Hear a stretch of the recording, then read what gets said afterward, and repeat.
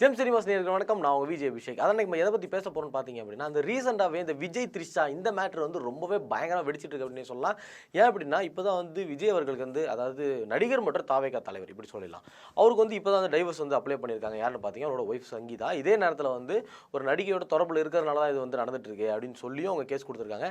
இது கேஸ் கொடுத்து கொஞ்ச நாள்லயே இப்போ ரீசெண்டாக நடந்த ஏஜிஎஸ் அவங்களோட கல்யாண வீட்டில் வந்து த்ரிஷா அவரோட வந்தது வந்து பெரிய ஒரு சர்ச்சையை கிரியேட் பண்ணிச்சு. கிட்டத்தட்ட சினிமாவில் இருக்கிற எல்லாருமே வந்து கண்டனமும் தெரிவிக்கிறாங்க, சப்போர்ட்டும் பண்ணுறாங்க, பாதி பேர் அமைதியும் காக்குறாங்க, பாதி பேர் திட்டிகிட்டும் இருக்காங்க. இந்த மாதிரி சைட் பை சைடு எல்லாமே நடந்துகிட்டே இருக்குது. எந்த ப்ரெஸ் மீட் நடந்தாலும் அதில் விஜய் த்ரிஷா அப்படின்ற விஷயத்தை கேட்காம ஒரு ப்ரெஸ் மீட் கூட நடக்கிறதே கிடையாது. அதே மாதிரி பார்த்தோம் அப்படின்னா ரீசெண்டாக அதாவது நேற்று வந்து அதாவது பார்த்திபன் அவர்கள் த்ரிஷா அவர்கள் இவங்க ரெண்டு பேருக்குள்ள ஏதோ ஒரு சண்டை, இவங்க ரெண்டு பேரில் ஏதோ ஒரு பிரச்சனை போயிட்டு இருக்கு அப்படின்ற நியூஸ் எல்லாருமே கேள்விப்பட்டிருப்பீங்க. அது என்ன நியூஸ், எதனால் அப்படின்றத இந்த வீடியோ நம்ம டீட்டெயிலாக சொல்ல போகிறோம். ஸோ அதை பற்றி நீங்கள் தெரிஞ்சுக்கணும் அப்படின்னு இந்த வீடியோ ஃபுல்லாக பாருங்கள். நான் உங்கள் விஜய் அபிஷேக், இது நம்ம ஜெம் சினிமாஸ்.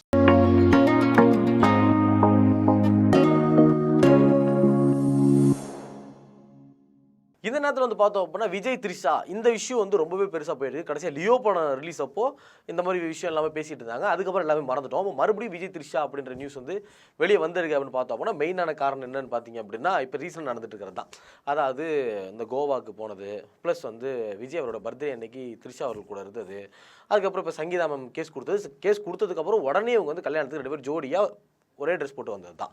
இதே நேரத்தில் வந்து பார்த்தோம்னா எல்லாருக்கிட்டையும் வந்து இதுக்கான விமர்சனம் வந்து கண்டிப்பாக கேட்டே இருக்காங்க. அதே நேரத்தில் நடிகர் மற்றும் இயக்குனர் இருக்கிற பார்த்திபன் சார் வந்து இப்போ ரீசெண்டாக ஒரு அவார்டு ஃபங்க்ஷனுக்கு போயிருந்தார். அவர் அவார்டு ஃபங்க்ஷனுக்கு போனாலே இந்த ஹைக்கூ கவிதைகள் அப்படின்னு சொல்லுவாங்க. அதாவது ஸ்க்ரீனில் வந்து ஒரு ஃபோட்டோவை காட்டி இந்த ஃபோட்டோவை பற்றி நீங்கள் எதாவது கவிதை சொல்லுங்க அப்படின்னு சொல்லி எல்லாம் வழக்கமாக கேட்குறது தான்.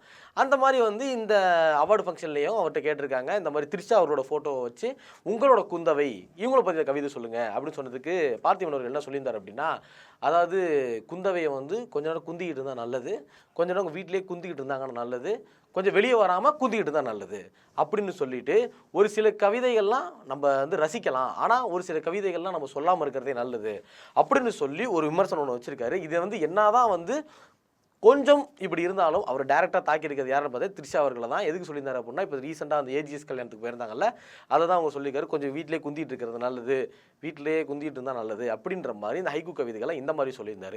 சொன்னதுக்கப்புறம் அது ஒரு ஃபன்னியாக ஃபேக்டராகவே அதுக்கப்புறம் முடிஞ்சிருச்சு. ஆனால் இதை கேட்ட த்ரிஷா அவர்கள் வந்து பயங்கரமாக கண்டனம் தெரிவிச்சிருக்காங்க.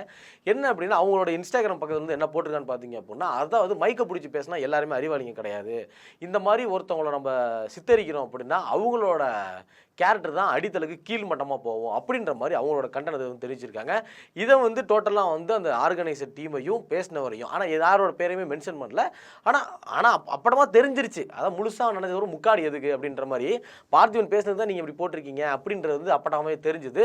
அதே நேரத்தில் பார்த்திபன் அவர்களும் வந்து நான் அப்படி பேசினதுக்கு வந்து மன்னிப்பு கேட்டுக்கிறேன், நான் வந்து வருந்துகிறேன் அப்படின்னு சொல்லி அவருமே அவரோட அப்பாலஜிஸ் வந்து போட்டார். இப்போ நான் என்ன கேட்குறேன் அப்படின்னா நீங்கள் சொல்லுங்கள், பார்த்திபன் அந்த மாதிரி பேசினது தப்பு இல்லையா? இது கண்டனம் தெரிவித்தது வந்து இவங்க த்ரிஷா வந்து எப்படி தெரிவிக்கலாமா தெரிவிக்கக்கூடாதா அப்படின்றத நீங்கள் என்ன நினைக்கிறீங்களா? அதை மறக்காமல் கமர்ஷியலில் கமெண்ட் பண்ணிட்டு போங்க. இந்த மாதிரியான சினிமாவில் நடக்கிற அப்டேட்ஸ் எல்லாம் நீங்கள் தெரிஞ்சுக்கணும் அப்படின்னா மறக்காமல் ஜெம் சினிமாஸை சப்ஸ்கிரைப் பண்ணுங்கள்.